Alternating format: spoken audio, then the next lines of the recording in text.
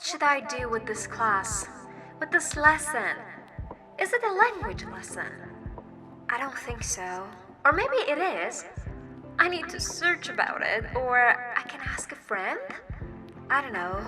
So, if it is a language lesson, how should I teach it? Where should I start? How should I start? Oh, it sounds so complicated. I need help.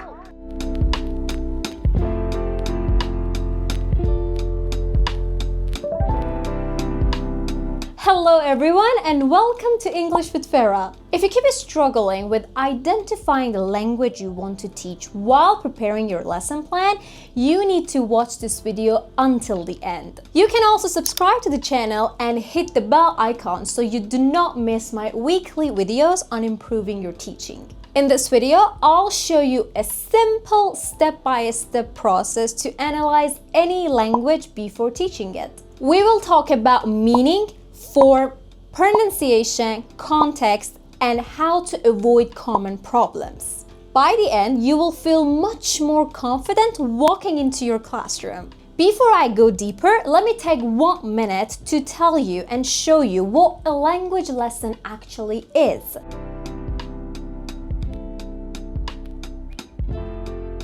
Every time you teach a new word, a grammar structure, or a phrase, you are teaching a language point. A language point might be a single word like exhausted, a phrase like could you pass me the salt, or a grammar structure like present perfect. To teach any language point well, you need to think about 3 things. First, meaning. What does it mean?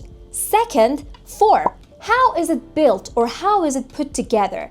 And third, pronunciation. How do you say it? And to make all of this clear for your students, you need a context, a story, a picture, a situation that shows the language in a real way. Without a context, the meaning is not clear, and without a clear meaning, students cannot learn. So when I talk about meaning, form, pronunciation, and context in this video, this is what I'm referring to. These are the building blocks of any language lesson. So now, let us look at each one in more detail. Imagine I say the word run to you. What do you see? A person running in the park, or a computer program running, or a nose running? You cannot understand the meaning without a context. Context is the story or the situation that makes the meaning clear. Without a context, language is just a list of rules. But with context, language becomes alive and memorable. Now, compare these 2 teachings of present continuous. Present continuous is formed with am, is, are plus a verb plus an ing. And we use it for actions happening at the moment.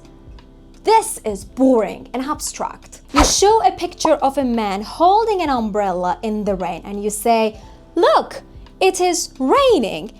And he is holding an umbrella. Now the grammar is connected to a real situation. Students understand the meaning because they can see it.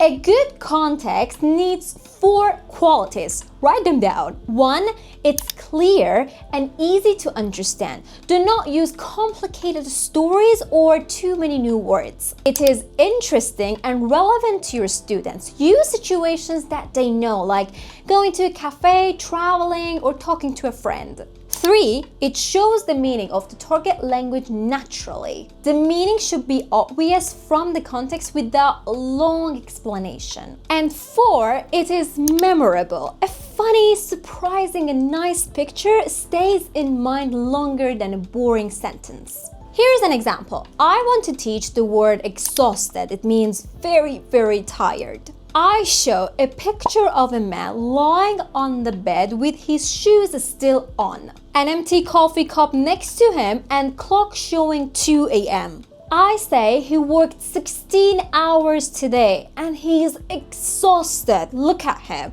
The context is clear, memorable, and easy to follow.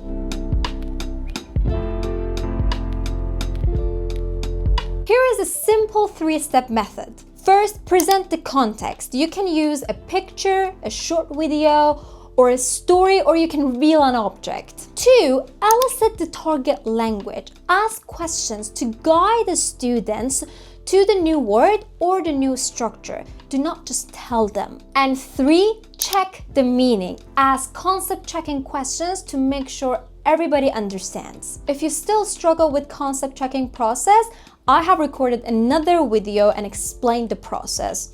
You can watch that. Now imagine you want to teach the word whisper. Step 1. Show a picture of 2 people in a library. One person is leaning close to the other person and is speaking quietly. You can use any other picture you have relevant to the situation. This is just an example. Step 2. Ask the students, what is she doing? Guide the students to say she is whispering or she is speaking quietly. And step 3, ask concept-checking questions. Is she speaking quietly or loudly? Can other people hear her? Why is she speaking quietly?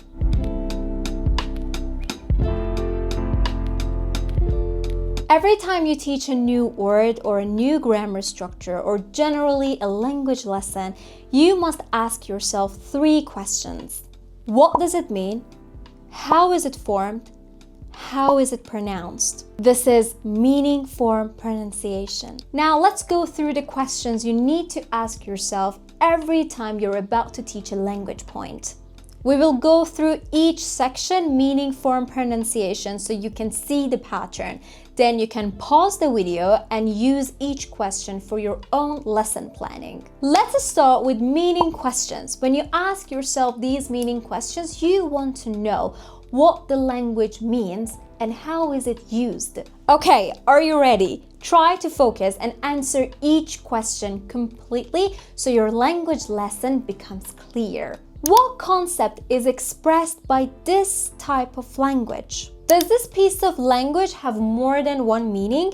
For example, the word run can mean move fast, operate a machine, or manage a company. Does this word resemble another word in the student's first language? For example, the word actually in English does not mean the same as a Spanish word, actualmente. Sorry about the pronunciation, I know nothing about Spanish. Form questions. These ask how the language is built, how it is written, and how it changes. What is the plural form of this word? Is it regular like cat to cats, or is it irregular like child to children? How do you turn the sentence into a question? Which order do the words go in? Word order is very important in English. Are there any contractions when you say it or write it? Is this word a noun, an adjective, a verb, or an adverb? Can you use articles with this noun? Some words are uncountable. For example, you cannot say arise or an information. How do you spell it?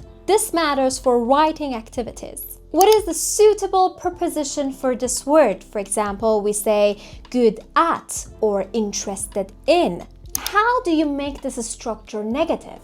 What changes when the subject is he or she or it? And the last group is pronunciation questions. These ask how the language sounds when spoken. How do we say the sentence naturally? This is not about individual words, it's about how the whole sentence naturally flows. Where is the sentence stress? Does your voice go up and down when you say the sentence or ask the question? Which syllable in this word carries the stress?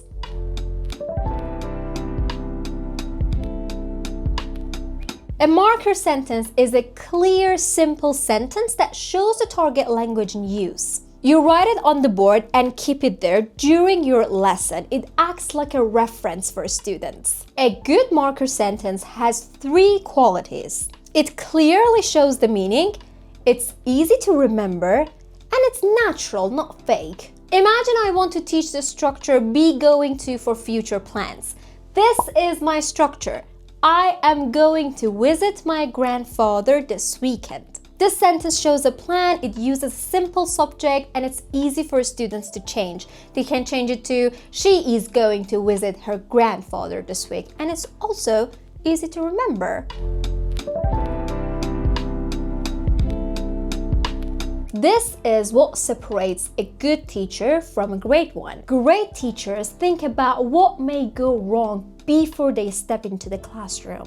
Before you teach, ask yourself what problems my students might have with the meaning, with the form, and with the pronunciation. Then prepare solutions in advance. For example, with present perfect, students usually have this problem with the meaning. They mix present perfect with simple past. They say, I've seen him yesterday instead of saying I saw him yesterday. You need to think about this before you teach the lesson. Anticipate the problem, then find solutions to make your lesson clear. Now let's have an example from the whole process. Imagine you want to teach the word enough. For context, show a picture of a boy reaching for a cookie bar on a high shelf, but he cannot get it. This will be my marker sentence. He is not tall enough to get the cookies.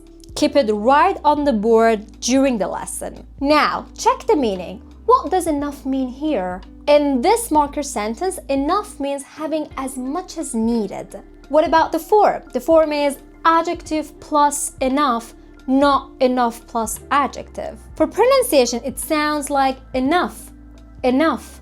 G is silent in this word. What problem my students might have with this word and this structure? Many students use enough before their adjective. They say enough tall, enough short, which is wrong. You need to think of this problem before you teach the lesson. Now, what's the solution? Drill the structure tall enough, big enough, fast enough. Keep drilling it. So remember the order of teaching a language lesson. Always start with the clear, meaningful context. Without context, language is just the noise. Analyze meaning, form, pronunciation before you teach it. Use marker sentence as a reference for your students. And finally, anticipate problems and find solutions in advance. If you like the video, please give it a thumbs up and send it to a teacher who still struggles with teaching a language lesson. And let me know in the comments what is the most challenging language lesson to teach. I read every comment. Thank you for watching. I'll see you in the next video. Bye!